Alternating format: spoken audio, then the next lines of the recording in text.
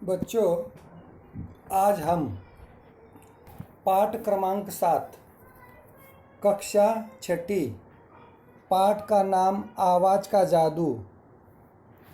इस पाठ का अध्ययन करने के बाद इस पाठ के नीचे जो शब्दार्थ है तथा मुहावरे हैं और मौखिक तथा लिखित प्रश्नों की जानकारी आज हम लेने वाले हैं। शब्दार्थ टोह लेना। टोह लेना इसका मतलब है पता लगाना, खोज करना। क्रांतिकारी, बदलाव लाने वाला, यानी प्रस्तुत प्रशासन व्यवस्था के विरुद्ध आवाज़ उठाने वाला। जैसे अंग्रेजों के खिलाफ आवाज़ उठाने के लिए उस वक्त कई क्रांतिकारियों ने अपना बदलाव लाने के लिए काम किया। स्थायी यानी पक्का। महफिल यानी गोष्ठी यानी गाने का कार्यक्रम। स्मरण याद।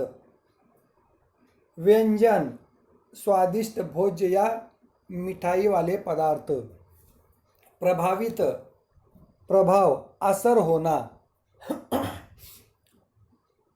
तपाक से यानी तुरंत इमीडिएटली। स्वाभिमान यानी आत्मसम्मान। ठेस यानी चोट। शब्दार्थ के नीचे मुहावरे है, इस मुहावरे का भी हम क्या करेंगे, वाक्य में प्रयोग करेंगे। कोई चारा न होना, उसका अर्थ है और कोई रास्ता न होना। जैसे ही मनोरंजन सरकार और लेखक अनिल विश्वास अघोरनाथ जी के यहाँ गए तो वहाँ पे लोगों ने कहा हो जाए, इसलिए लेखक अनिल विश्वास के पास इस फरमाइश के बाद कोई रास्ता नहीं था।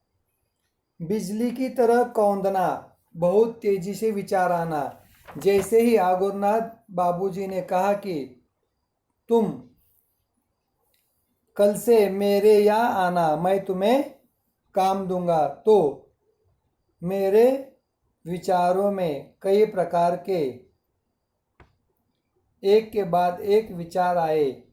जैसे बहुत तेजी से विचार आए, एक के बाद एक विचार आना। मेरे दिमाग में कितने ही विचार बिजली की तरह कौन गए। किस लिए बुलाया होगा, क्यों बुलाया होगा, ऐसे। शब्दार्थ तथा मुहावरों के बाद पाठ बोध रूपी प्रश्न। प्रश्नों के उत्तर दे।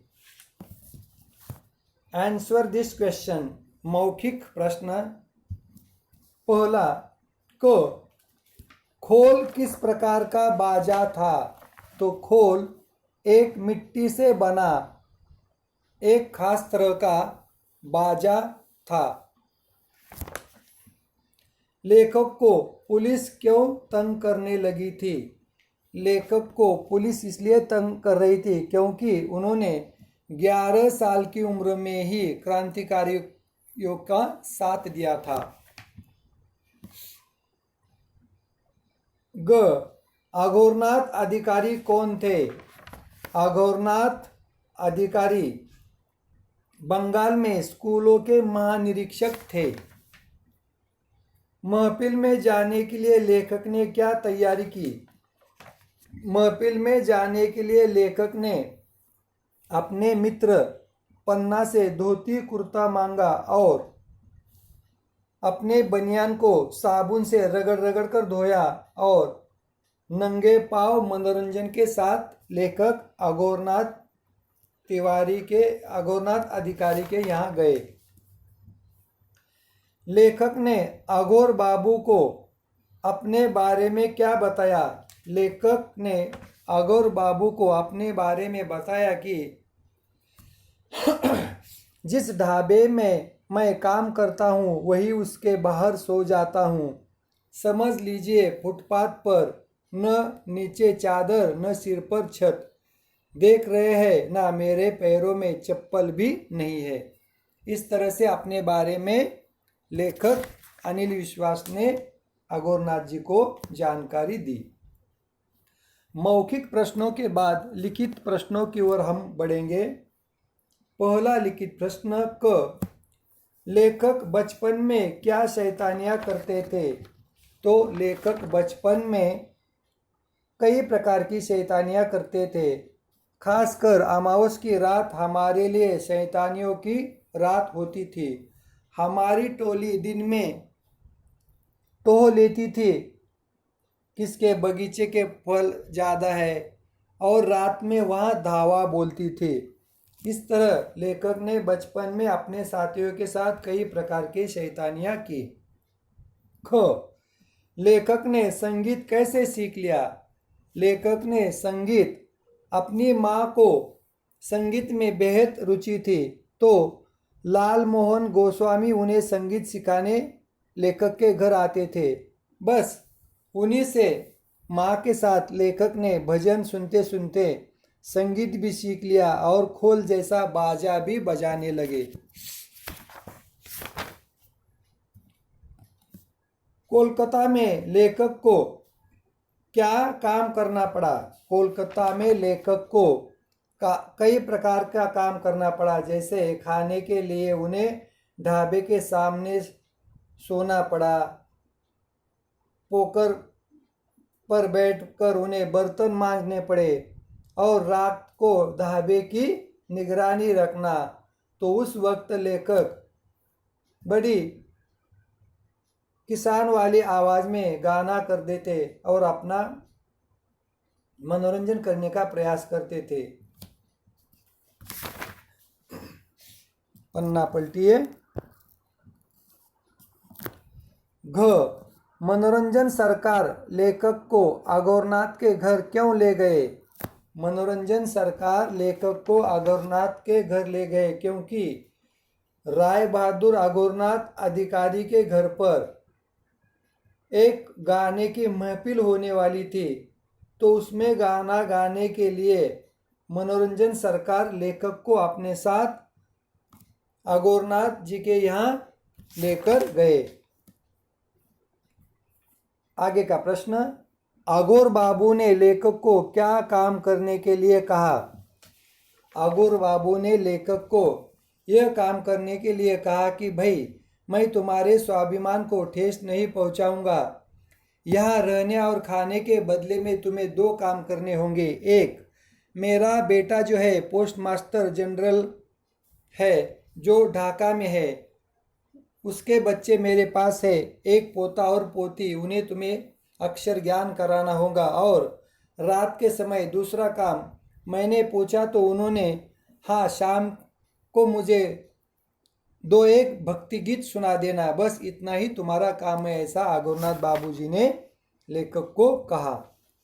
इस तरह से शब्दार्थ, मुहावरे, पाठबोध के प्रश्न, मौखिक तथा लिखित प्रश्नों का अध्ययन करने के बाद हम बढ़ते हैं बातों बातों में, यानी जैसे आवाज़ का जादू इस पाठ में लेखक अनिल विश्वास के साथ जो घटना घटी थी, उसी प्रकार की यदि घटना आपके मित्रों के साथ हो या फिर आपके साथ घटी हो तो उसका जिक्र अपने मित्रों को सुनाना। तो ऐसी एक घटना मेरे साथ घटी थी जब मैं 5वीं में था। तकरीबन मेरी उम्र 11 साल की थी। तो मुझे अपने घर के कामों में मदद तो मैं नहीं उस वक्त कर सकता था, लेकिन अपने घर गृहस्थी को कुछ मदद हो उसके लिए मैंने क्या किया, मेडिकल शॉप में काम किया और अपने घर वालों की मदद की। और ये किस्सा मैं हमेशा सुनाता हूँ क्योंकि बचपन में हमारी परिस्थिति ठीक नहीं, तो हमने घर के लोगों को काम में मदद करने के लिए, पैसे कमाने के लिए मैंने मेडिकल शॉप में 11 साल की उम्र में काम किया, तब कि मैं 4वीं में था। आगे ख लेखक के जीवन की दिशा बदलने में मनोरंजन सरकार और अघोर बाबू की महत्वपूर्ण भूमिका रही। ऐसे कुछ लोग यदि आपके जीवन में भी हो तो उनके बारे में बताएं। जैसे मेडिकल शॉप में काम करते समय मेरे जीवन में भी उस मेडिकल शॉप के मालिक, जिनका योगदान मेरे जीवन में बहुत ही बड़ा है, क्योंकि उन्होंने मुझे पढ़ाई करने के लिए कभी नहीं रोका। काम करने के बाद वो मुझे पढ़ाई करने के लिए स्कूल में भी भेजते थे और रात में पढ़ाई के लिए मुझे समय भी देते थे। उस वक्त मेडिकल शॉप में काम करने वाले मालिक की मुझे मेरे जीवन में यानी पढ़ाई के बारे में उनकी मुझे बहुत मदद हुई। जिस तरह की अनिल विश्वास के साथ मनोरंजन सरकार ने आगोर बाबू के घर उन्हें ले जाकर अनिल विश्वास यानी लेखक की मदद की थी, और उसी वक्त आगोर बाबू जी ने कहा कि भाई तुम गाते अच्छा हो, इसलिए तुम्हें अब 2 काम करने पड़ेंगे। एक पहला काम मेरा लड़के के पोता पोती उन्हें पढ़ाना, अक्षर ज्ञान कराना, और दूसरा काम है रात के समय मुझे 1-2 भजन सुनाना। इस तरह ये 2 काम लेखक के जीवन में बदलाव लाते हैं। उसी प्रकार मेरे भी जीवन में मेडिकल शॉप में किया हुआ काम और उसके मालिक, ये 2 घटनाएं मेरे जीवन में बहुत ही बदल देने वाली घटी है। इस तरह से आज हमने कक्षा 6ठी में आवाज़ के जादू, इस पाठ के नीचे जो शब्दार्थ थे, मुहावरे थे, पाठ उद्रूपी प्रश्न थे और बातों बातों में इसका अध्ययन किया। आगे की जानकारी हम आगे की तासिका के समय करेंगे। यहाँ पर रुकते हैं हम। और हाँ, इसके प्रश्नोत्तर आप आपके नोटबुक में सुंदर हस्ताक्षर में लिखकर मुझे आपको क्या करने हैं, सेंड करने हैं, भेजने हैं। बहुत दिन हो गए कि आप लोगों ने मुझे होमवर्क लिखकर हिंदी का और मराठी का भी दिखाया नहीं है। यहाँ पर रुकते हैं हम। धन्यवाद।